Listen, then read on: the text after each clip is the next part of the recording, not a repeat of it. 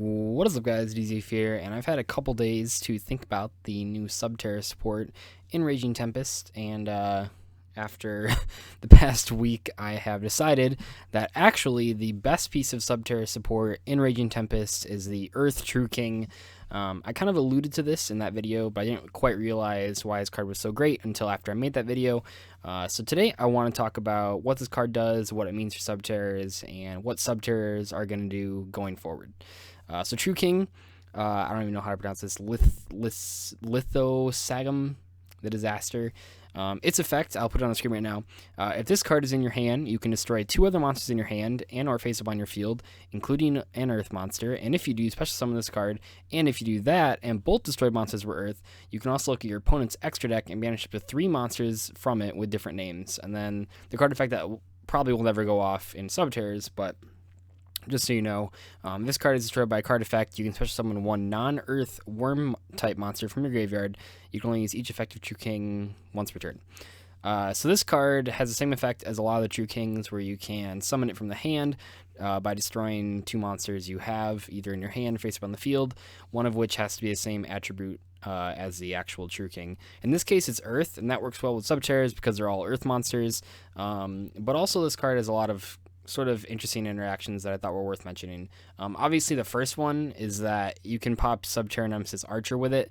Archer's effect will then trigger to special summon another Subterror from the deck. That's sort of like the jumpstart to all of your combos, and previously we were running Metal Foes to do this, but there were a lot of problems with that. The main being, my deck building challenge when I was playing Subterror Metal Foes was that I never knew how many Metal Foes to play. You don't really want to draw a ton of them. You would just want to see like 1 or 2, but you also, if you only see like 2 of them, it doesn't really do anything because you can't pendulum summon them. So like you either want to see, I guess really you want to see either 1 Metal Foe or a whole bunch of Metal Foes. But that just didn't really happen. 2 and 3 was like the awkward situation when you're really not making the most of your pendulum summons and you're just using them to pop the Archer.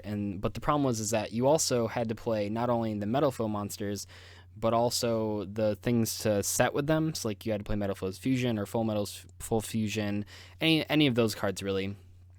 And the problem with that was you had to play so many cards in your main deck. I mean, that's why all those Subterror Metal Foe lists I had were well over 40 cards. Some of them were well over 50 cards. Some of them were 60 cards. There was just no room. The Metal Foe engine is really big if you want it to be consistent, and that made the Subterror engine more inconsistent, and it was just a mess. So by playing this card, we can finally scale it back to as close to 40 as possible, because all you need is 3 of these, and those can pop your Archers for you. It's also not terrible to pop the regular Subterror Nemesis Warrior. Warrior obviously has a graveyard effect that special summons itself, and if you have like a hand of, just like thinking, if you had like the True King, an Archer, or a True King, Archer, or Warrior, and then Hidden City, you could Hidden City for whichever Nemesis you don't have, pop both of them with True King, rip 3 cards out of your opponent's extra deck. That's really useful. Trigger Archer to special summon the level 9 Subterror or whatever, and then set that with its own effect, or I guess in this case you could set it with Archer's effect. You could special summon it face down with Archer's effect, and then use Hidden City to flip it face up, and that triggers Nemesis to special summon it. That's kind of like a neat play, and I'll probably talk about real combos when I actually get these cards in my hand, so I can make combo videos, but that's just like kind of what I was thinking about. Sending the Nemesis to the grave is really good, but also, yeah, like I just mentioned, one of the biggest benefits of this card is that it combos with the level 9 because they're both level 9, so you can actually make rank 9s. Right now, there's not a ton of great rank 9s. Sky Fortress, Enter Blathner, whatever that card is, that's probably like the best rank 9 you could go into. But looking ahead, True Kings do get their own rank 9, and you would definitely play that in this deck. That'd be something that would be worth looking into. But Subterrors are full of level 9s, really. I mean, the level 9 Subterror makes a really big difference because you can finally send the Seraphonite with Nemesis Warrior to like summon a good monster that combos with everything else you're playing. So I think that with True King in the mix, it really like emphasizes level 9 monsters and rank 9s. But even just right now, what are we going to do with this card before we get like the rest of the True King support? I think the obvious direction to take Subterrors is actually with Brilliant Fusion and Prediction Princess and True King. I know it seems like we're regressing back into what Subterrors used to be when I played them when they first came out, but really it's looking forward because we have so many more plays to do now, and we have a solid first turn. When I was playing this deck with Brilliant Fusion and Prediction Princesses, I didn't have Archer to do anything. I didn't have a level 9 to do anything with. And you're really just hoping to draw cards and maybe banish some cards with the level 7 Subterror. But now we can actually like make plays and take cards out of your opponent's extra deck, and we have a lot more firepower, a lot more consistency. I think there's combos with like, I mean, you could play like Swords of Concealing Light to help the level 9 actually get its effect off, as well as Archer get its effect off, or Book of Eclipse, I suppose, would be another option. I think it's just like a lot of different directions that this deck could go, but I think going back to the Brilliant Fusion and Prediction Princess, maybe maybe I'm too sentimental about those two engines. I do love Pre-Preparation Rights, and I do love Brilliant Fusion, obviously. But regardless, I think that it's easy to see that this is sort of like the best way to play Subterrors going forward. And I think when the Subterror support was leaked, there was just an overwhelmingly negative reaction to them. And even for me, I mean, I wasn't thrilled about the Subterrors being not great. I mean, I'm still waiting for a Ghost Trick Scare. That would be very helpful. But just in general, the fact that we have a level 9 now makes it a lot easier. The fact that this True King is coming out in the same set makes it a lot easier. And now we have Archer into the mix. I feel like without a ton of testing and mostly just my knowledge of this archetype and my knowledge of deck building, my knowledge of playtesting, I feel like this deck is going to be a lot more consistent and powerful than Subterror Metalfoes. Because Subterror Metalfoes were really good at triggering Archer, but that was about it. They didn't have a lot of power plays. I mean, they had a couple that I did combo videos with, but they didn't really have a lot of power plays.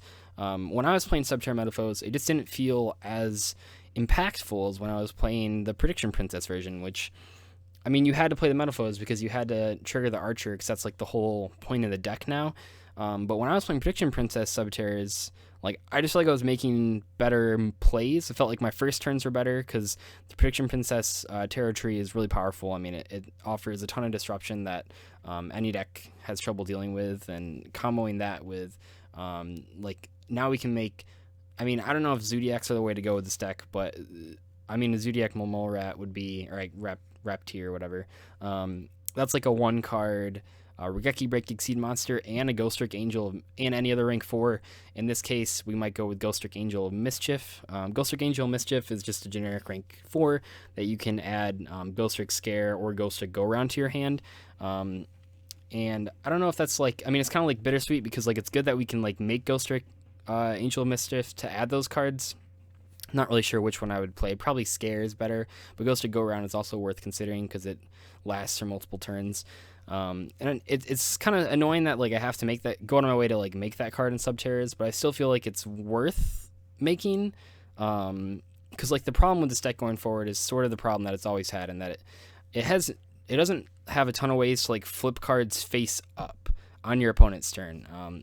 They've given Subterrors all these disruption effects. I mean, we can snatch deal face down monsters, we can banish monsters, we can draw cards, we can flip everything face down with Ultra Maphis or whatever that card is, and yet none of the cards flip themselves up on the opponent's turn. They've given us a million effects to flip them face down.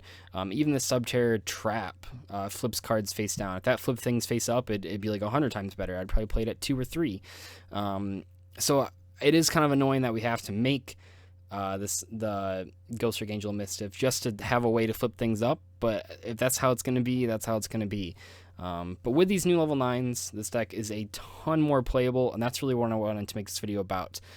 Even though on a 1-to-1 basis, Spirals got way better support this set, I still think that Subterrors are a better deck, and don't kill me for that. I know Spirals, out of both of them, Spirals have 1 top and Subterrors have 0 tops, but after playing both decks extensively, Spirals less extensively. I really do think Subterrors are the better deck. I think they have bigger monsters still, obviously, but I think they still have a better win condition than Spirals. Spirals can OTK, but they're really relying on the normal summon. Subterrors can combo off way more than Spirals can, and it's way less luck based. And the field spell is a lot better, in my opinion, so I think adds a lot more versatility to Subterrors than Spirals have.